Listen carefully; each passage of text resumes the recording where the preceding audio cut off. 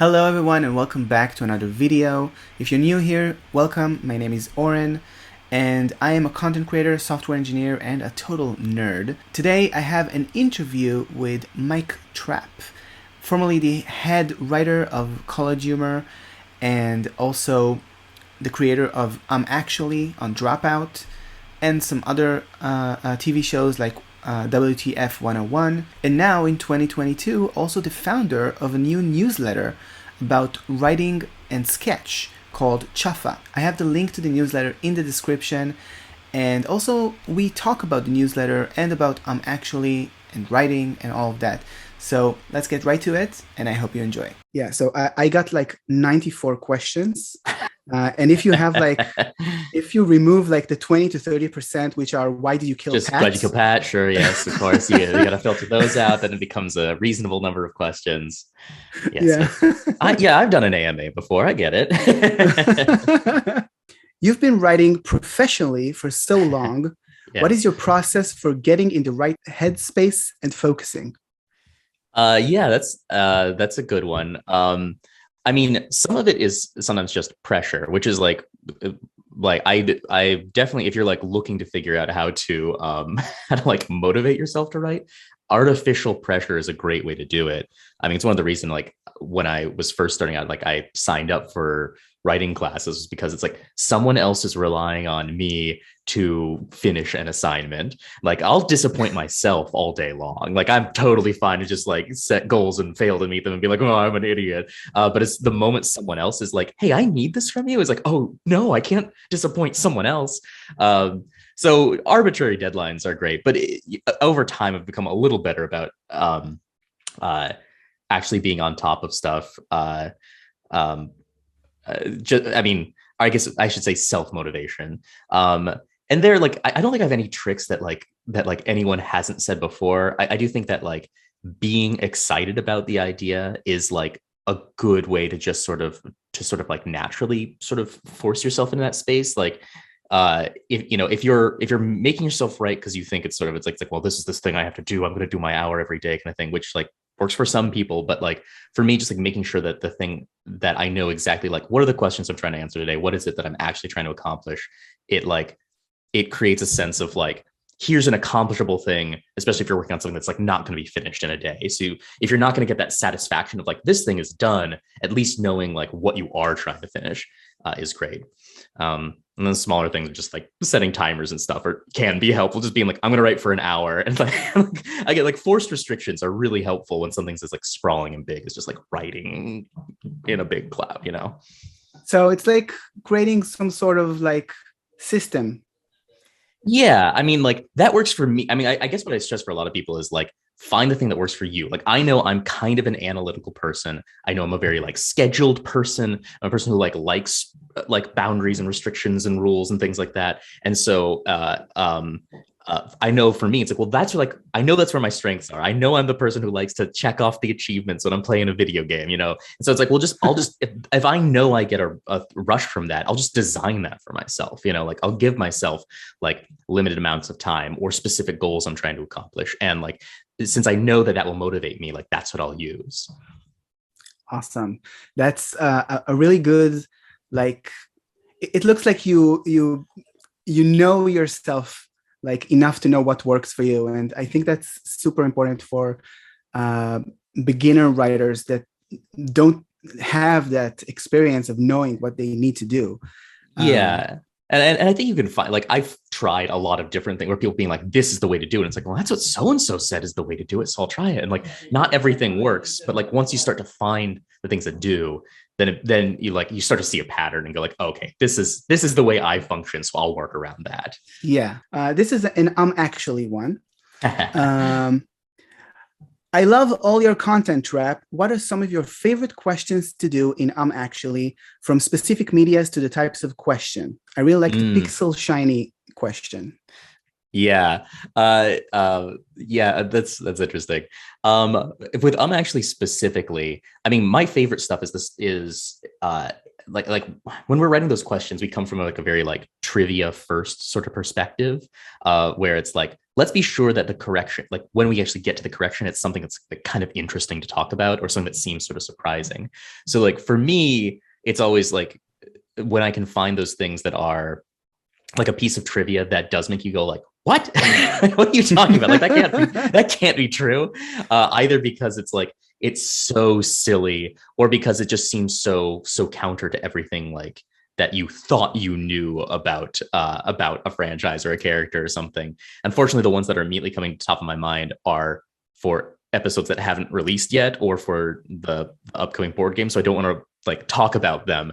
But like from a pure question perspective, like if we can find a piece of trivia that feels like undeniably true, like it's here, it's in writing, you can see it for yourself, but is also like sort of forgotten or not something that people don't pay attention to, like that's the most satisfying. And then as far as like shiny questions, the Needs More Pixels is very satisfying if someone can get it like right on the first one, because it feels like one of the most satisfying things about actually is like when you have someone who is really good at the game, it's a bit of that competency porn. Like you're watching someone who's just so good at what they do that it's there's something like deeply satisfying about seeing someone just, it's like, wow, you can do it. And I feel like that's the case with Needs More Pixels, where like you see someone on that first image just be like, look at just a blob of nothing, be like, that's Star Wars. And it's like, God, man, like that's got to be just in your brain.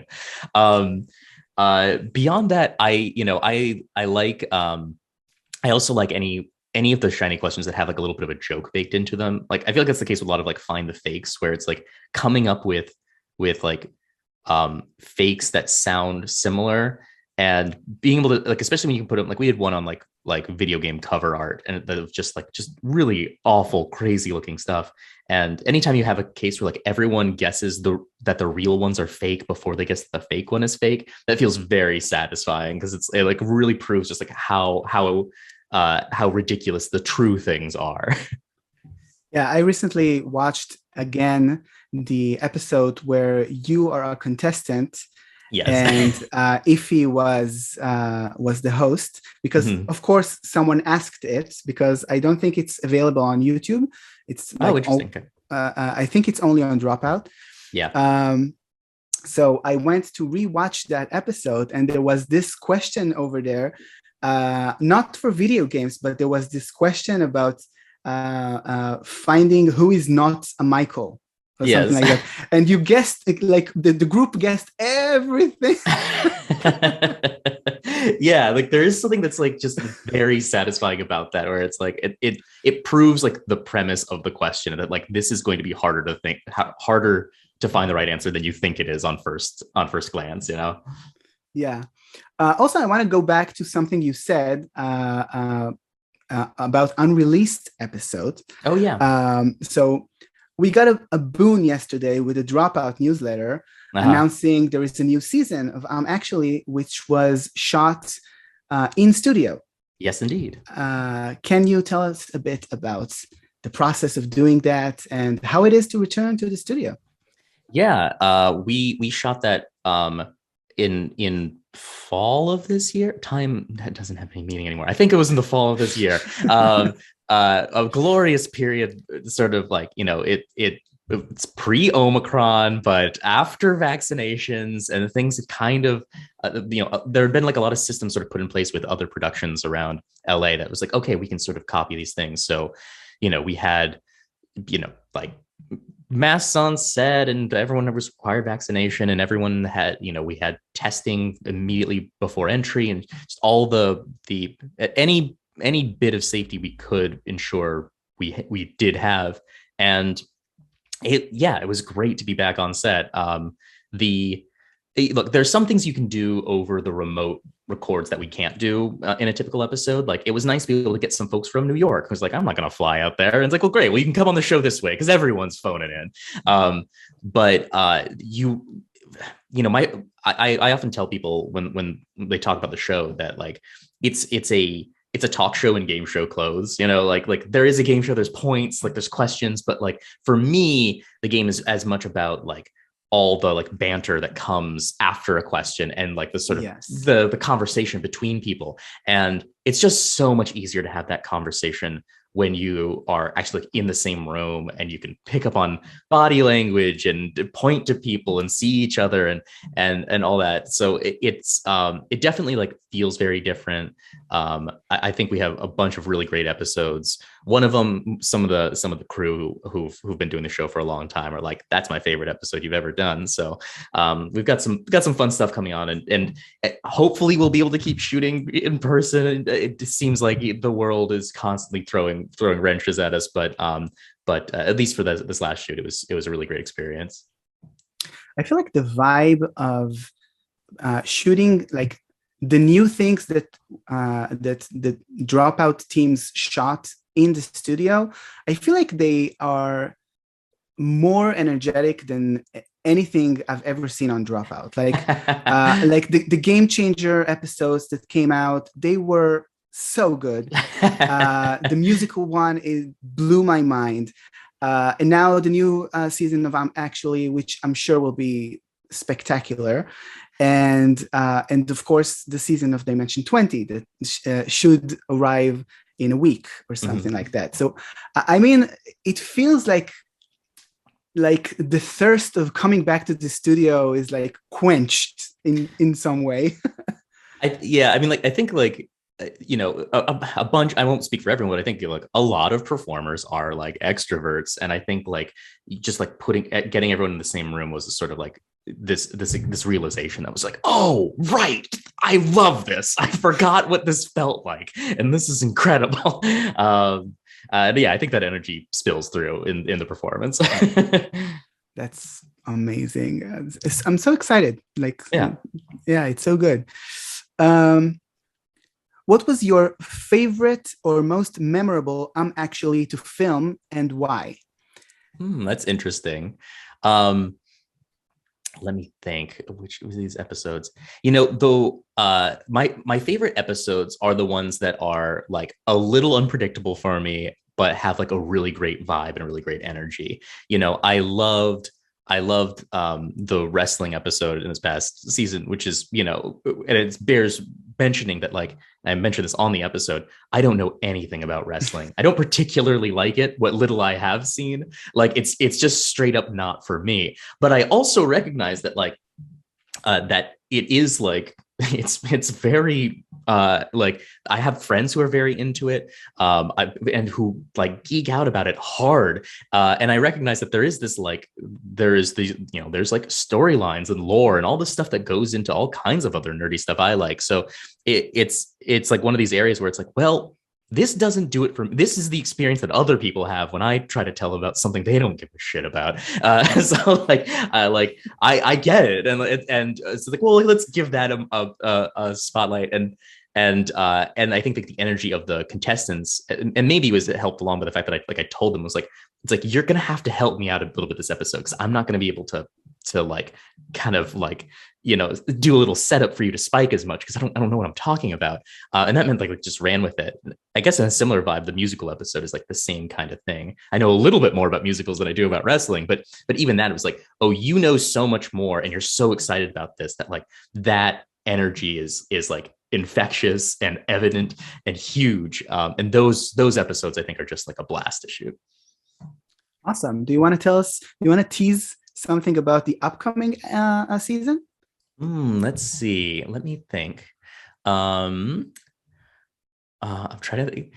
Truth be told, there's not a lot of like breaking new ground in the new season, in part because like we're just sort of like getting back on our feet, and didn't want to like mess with things too much. But we have some fun questions that I think will be like worth an interesting discussion. I've got a new shiny format that I think has turned out. I think it'll be fun for like viewers at home to play along with too. We'll see. It'll be a sort of like brief description of it. It's basically a shiny question that's all about like trying to find common actors between like multiple different franchises and see like who's appeared in all of them.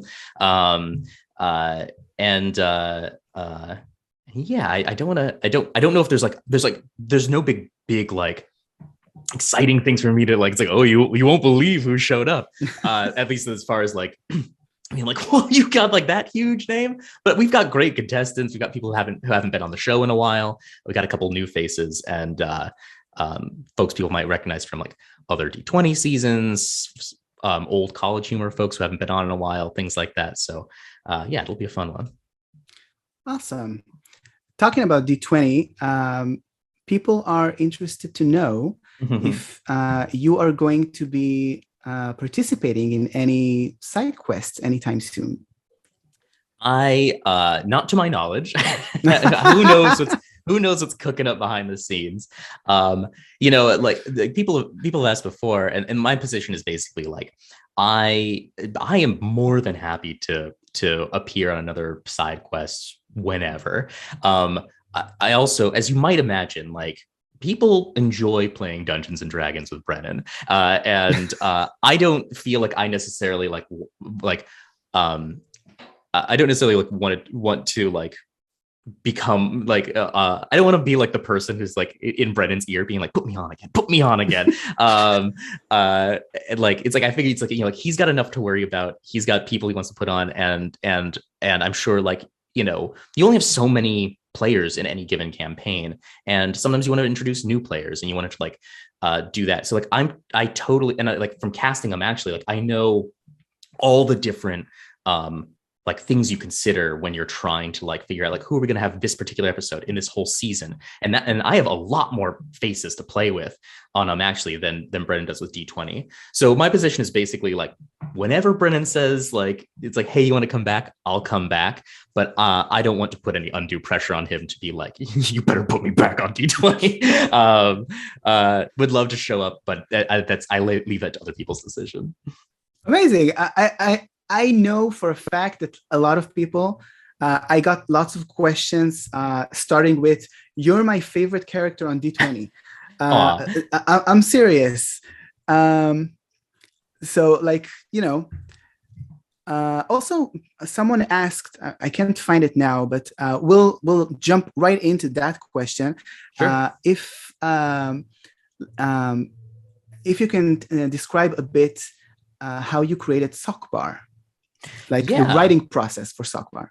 Sure. Yeah. We started with like, we sort of knew the premise of what the campaign would be. That it was like, okay, we're doing this sort of like, this like, bumbling lieutenants following the, essentially like the death of not Sauron, but Sauron, and so it became this question of like, okay, well, what characters would be fun to play that feels like it's within that world, that are like villainous, but have a kind of like fun twist to them. So everyone in that campaign came up with like a couple of different ideas. So like, oh, here's a potential character we might have.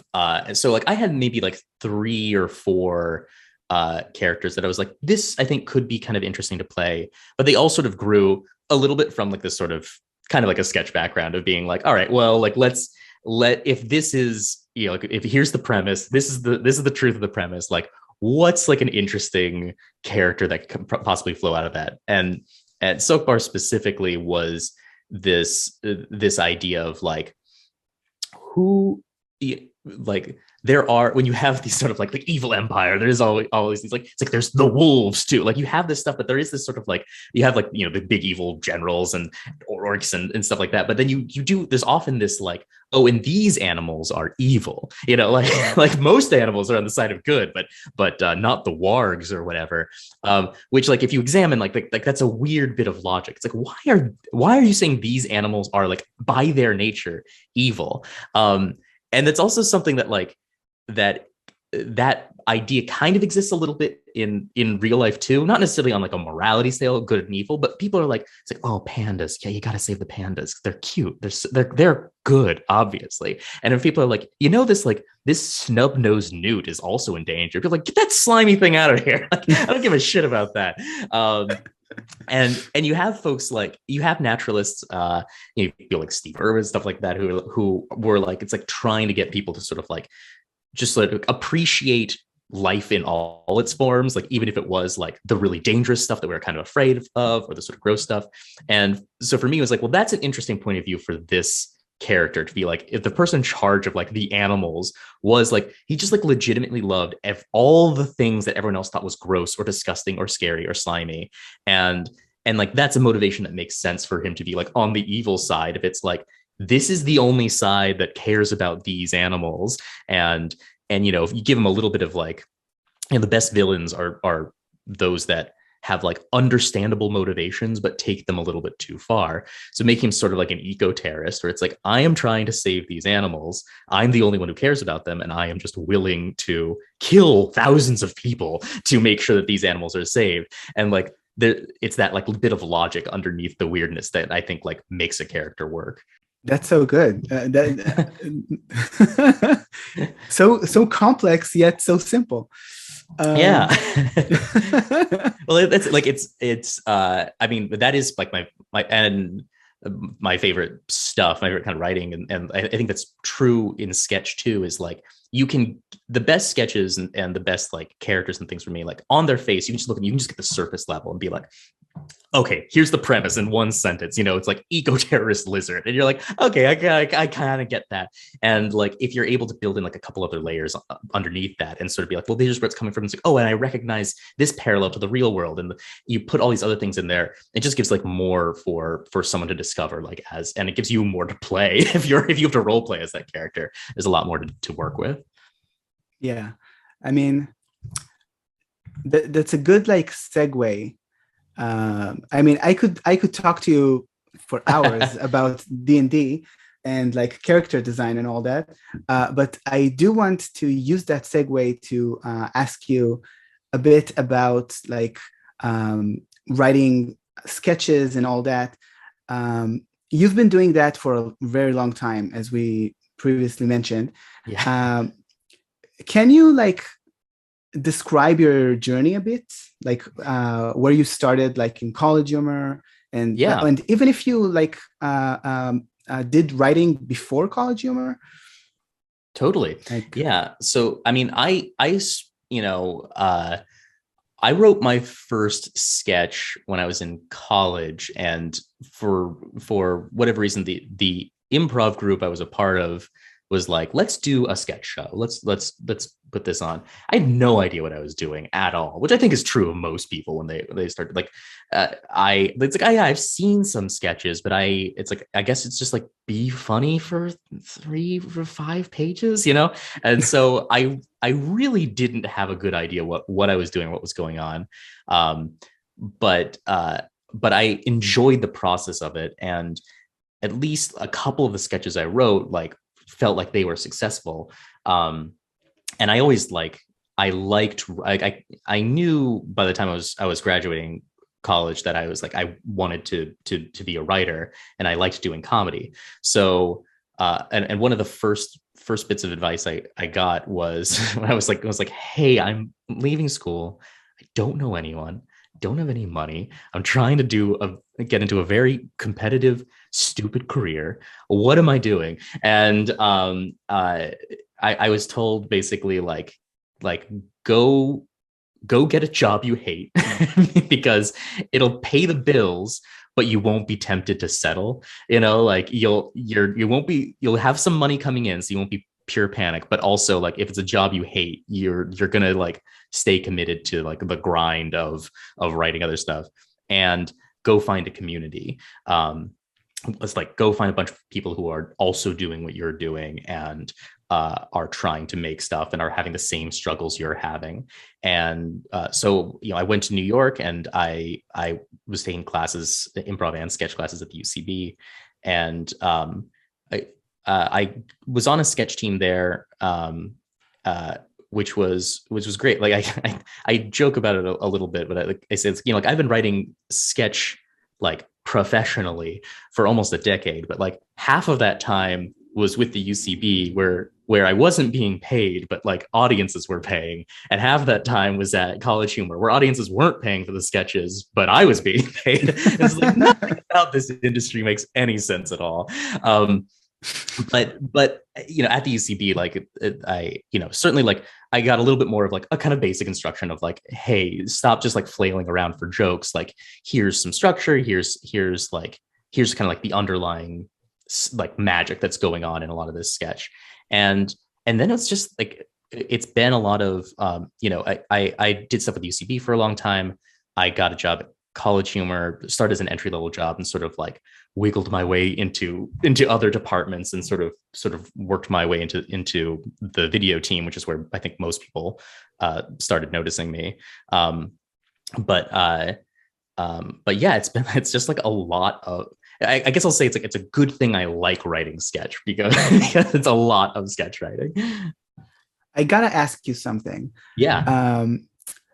There's like bits that I gotta know if it's something that you can envision, like or like I don't know, predict, like the thing with Sam, where are you from?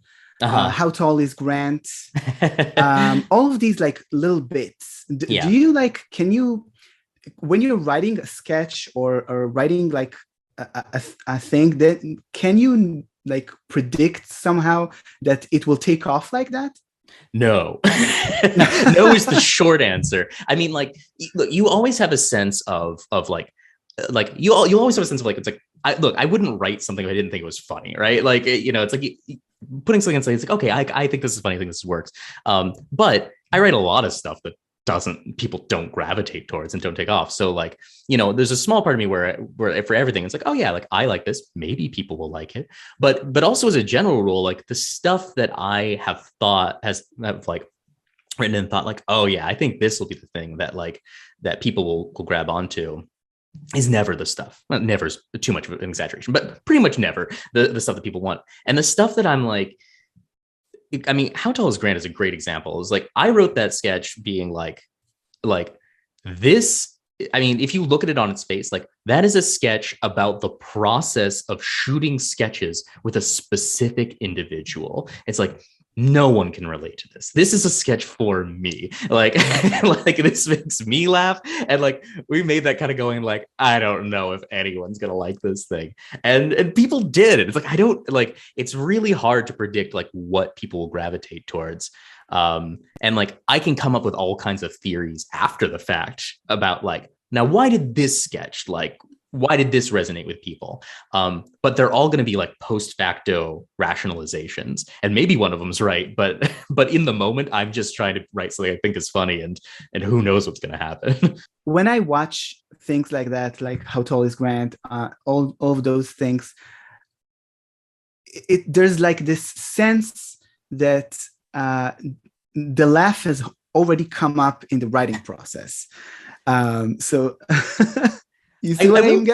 I will say it's true that like, I think that you can absolutely tell the sketches where the writer and the actor are earnestly like delighted by the idea. Like, I think like the joy, like you can sort of infuse a work with joy and like be like, it's like, I'm so tickled by this idea. Like, this is making me laugh. And like, I think like that, like not in a mystical way, like that energy will come through. I honestly think that like, if you're writing something in a frame of mind where you are laughing and like you're putting in as many jokes as possible, and you're honestly enjoying that idea, and if you're delivering a performance in the same way, I do think audiences pick up on that. And there's like, it's that sense of like, oh, the people I'm watching like this idea, the people I'm watching like this, and I can feel that. It's kind of like watching.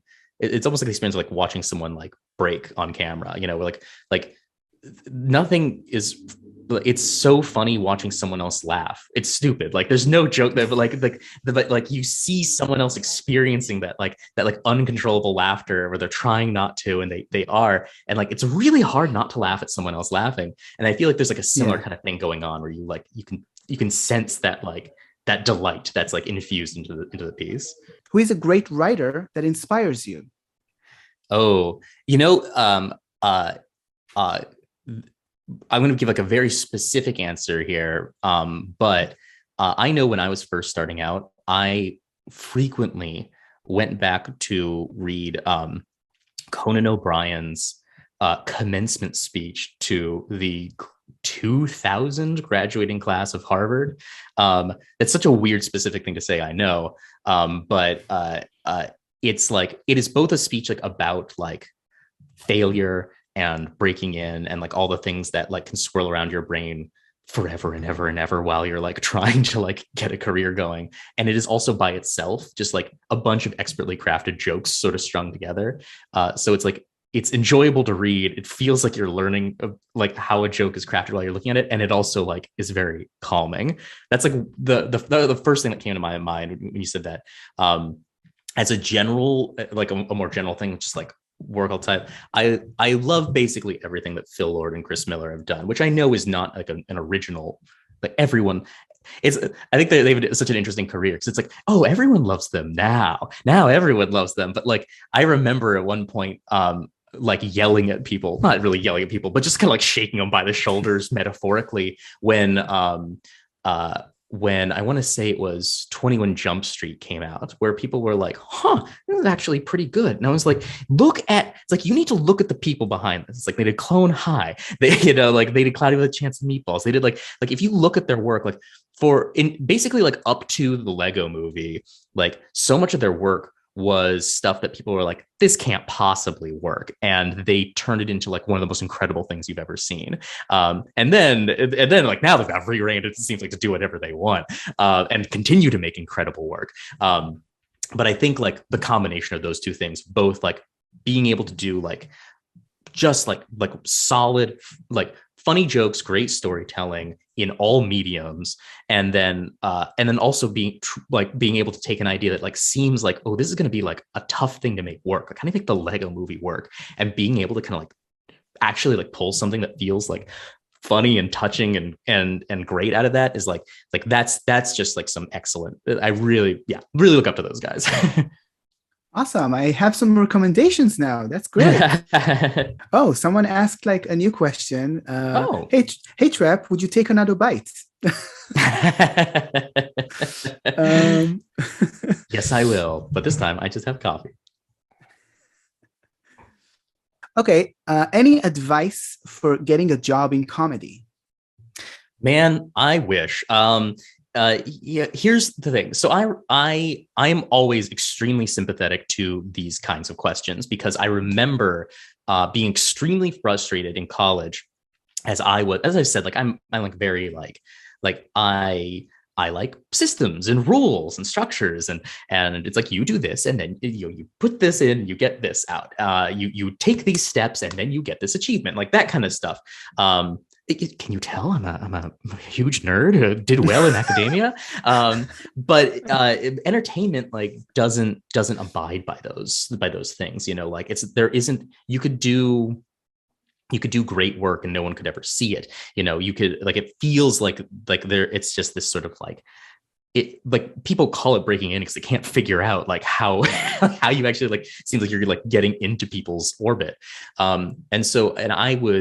I remember reading just like a bunch of like memoirs and books and stuff about like, it's just like, what did people do? And inevitably, like I noticed this like in every like memoir, it was always the same thing. It was like, people would just gloss over like the breaking in part. It would be this sort of thing where it was like, I was like, yeah, I got out there. I was working pretty hard for a while. Like stuff was tough. I was eating nothing but ketchup packets and whatever. It's like, and then 5 years later, I got on this TV show. It's like, whoa.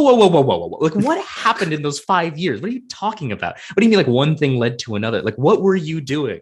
And, so that was one frustration. And the second was anytime I would actually like get to talk to someone and be like, tell me what happened in those 5 years, of what's going on there. And then the other part of it is like, anytime I'd actually get a chance to talk to someone and be like what happened in that like 5 years that everyone glosses over, I would get the same answer over and over again, which was like, oh, you could never do what I did. Like, it's like, what I did is crazy. You can't replicate it. And it's such a frustrating thing to hear, because it's like, well, both of those bits are completely unhelpful.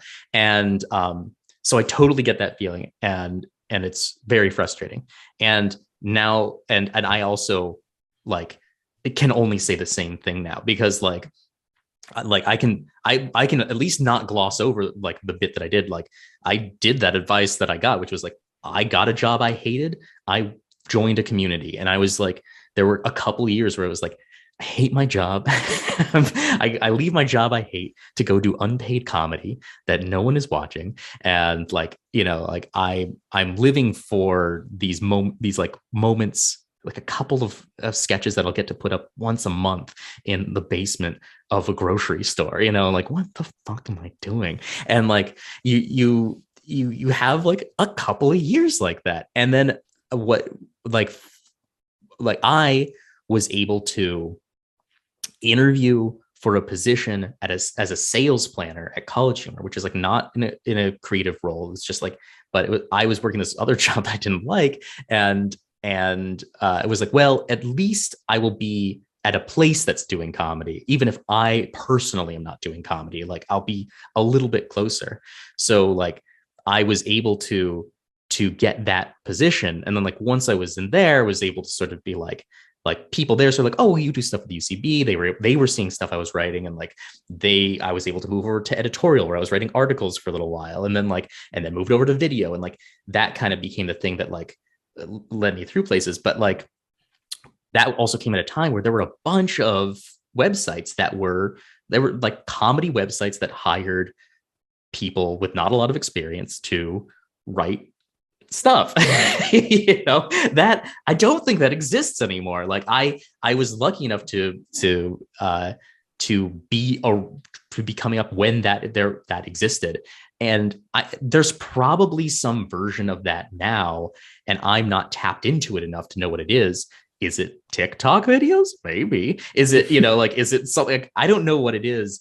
So like it's hard for me to like tell people like, well, here's what I did, do what I did. So I usually just fall back to that first bit of advice I got, that I was like, find a community, because at least then you'll have emotional support and you'll be making the connections that will pay off. If 20 people who are all trying to do what you're doing, and then 5 years from now, one of them is successful, you now know a successful person from way back when, like know each other from way back. And when they need someone, it was like, when they suddenly need to hire someone, like, who do I know who does this? They know you, and they're much more inclined to hire you than they are like some schmo off the street. So, you start as a schmo off the street, but you build that network. And, it's a very frustrating answer. It's not a quick solution. But I think that build a community and is probably like the most valuable thing you can do. Yeah. And now, all of those years later, you are starting a newsletter. The most successful thing you can do. Yeah, I mean, I gotta say, like, from a personal perspective, like, you starting a newsletter is the combination of two things that I really care about. Like, anyone who follows me online knows how much I like support Dropout, and I love that platform and all that. And like, all of you creators are amazing. And now, like, you are tapping into the other thing that I care about, which is like blogging and writing and like blog tech and all that. So I've been writing on Substack as well. That's how I initially discovered your upcoming newsletter. Yes. So I mean, like, I'm just all of this to say that I'm really excited about your newsletter. And please, if you want to share like where the idea came from, and what do you want to build with it? Yeah. So the news basically. So I used to teach sketch classes at the UCB before I moved out to LA, and I always liked teaching sketch because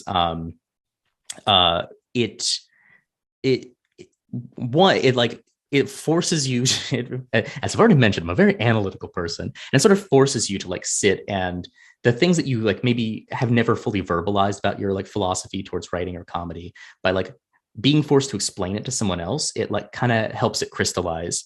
And you get to sort of see like, beginning writers sort of like make discoveries and come up with great ideas. And I find it a very rewarding experience. But I also find that teaching now is difficult for COVID reasons, for theaters being shut down reasons, and there is always this problem, which is that for me, which is that like the people who can most benefit from these kinds of classes, the people who are like who were like what I was when I got out of school, which is like I don't have any connections, I don't know what I'm doing. People have told me that taking these classes are valuable, but they're very expensive. They were several $100s a class, and that's money that you really need at that point in your life. So this initially started as I was like, well, I'm going to write a book. Like, I'll just write what I know about Sketch and I'll put it in a book and I'll sell it for pittance, and that will be that. But as I was writing it, there came all these moments where it's like, this idea is best communicated by a little bit of a back and forth, or this idea is best communicated by being able to spend 2 minutes watching a sketch and then talking about it. And you don't really have that luxury in a book.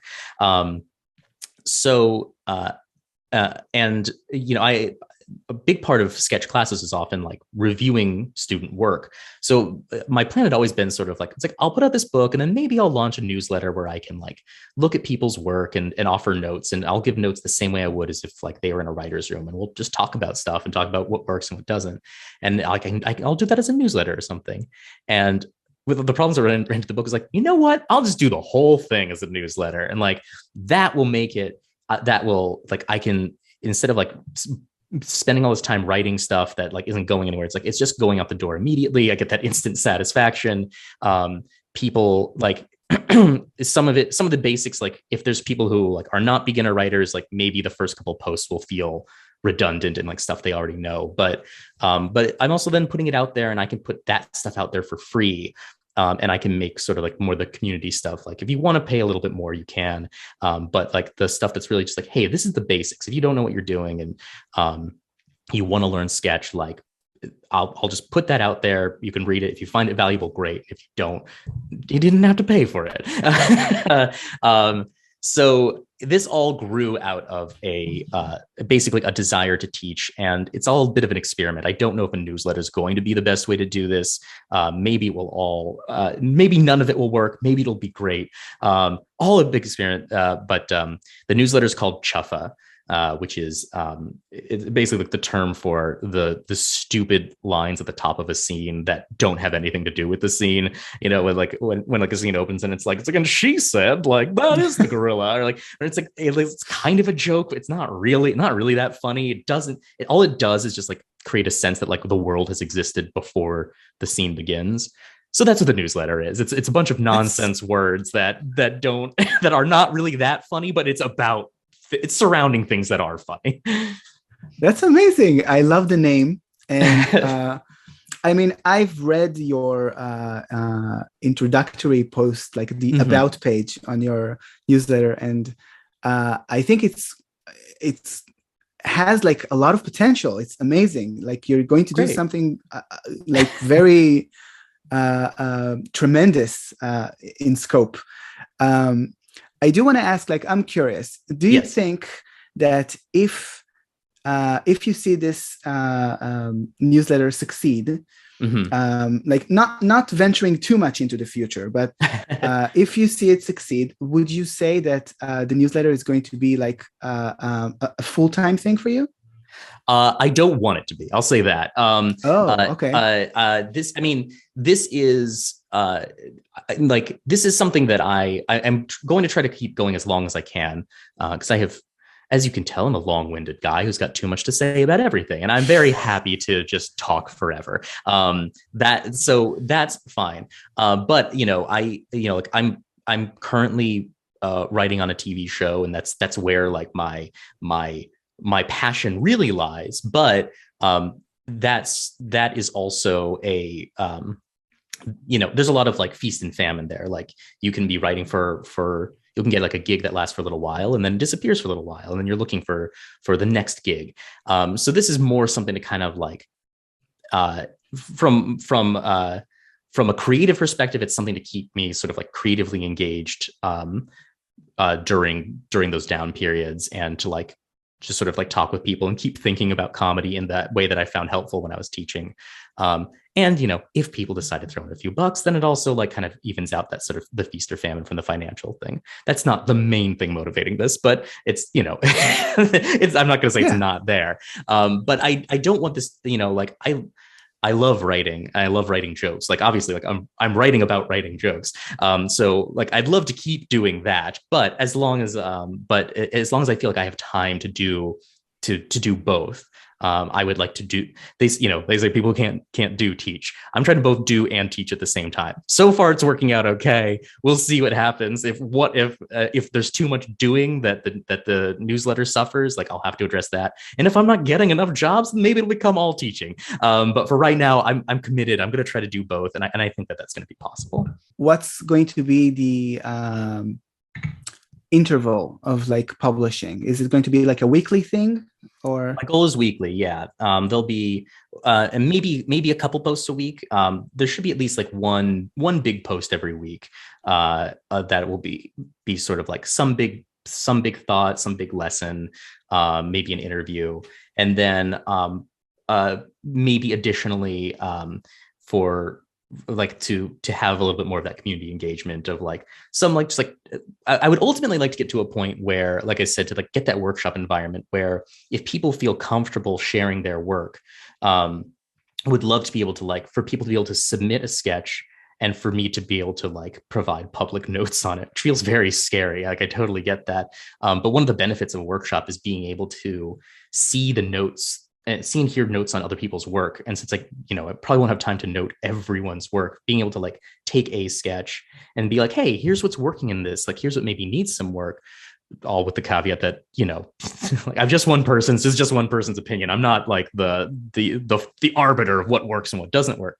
But like that kind of discussion, I think is super valuable. So we'd like to be able to get to a point where it's like, where there's like a general post for everyone that's like, hey, here's some thoughts. And then more community posts that are like, hey, here's thoughts on someone's work, or here's just a discussion that we're just going to have off by ourselves. As I said, it's all an experiment. So I'm sort of feeling out the pace as I go, but that's the goal. It should be like fairly regular posts to make sure that people feel like it's valuable. Okay. I'm excited for it. I wanna see. I'm actively waiting for you. I signed up to your free. Oh, updates. Great. Okay, so these were all the questions I had for you, my friend Trapp. Before we wrap this up, tell everyone. I will like leave the link to your newsletter in the description of this video. But tell anyone, like, invite them to your new home on Substack. Great. Yes. Yeah, you can subscribe, click that link. And if you don't want to click a link and you want to manually enter a URL key by key, you can go to chuffah.substack.com. That's CHUFFAH. Find me there. Follow me on Twitter at Mike W. Trapp. That's basically where I am. Nowhere else. Don't come anywhere else. Leave me alone everywhere else. But there, come to those places. Leave me alone everywhere else. Yeah. Trapp, thank you so much. It was a pleasure to talk to you. And I hope to talk to you again soon so we can catch up on like a few months after your newsletter is out and see how it goes. Absolutely. Yeah. I will be there in your subscribers. Yeah, then you'll have all the inside scoop. You can be like, hey, when you did this, what are you talking about? But yeah, thank you for having me on. Thanks for taking the time to talk with me. And yeah, we'll chat later.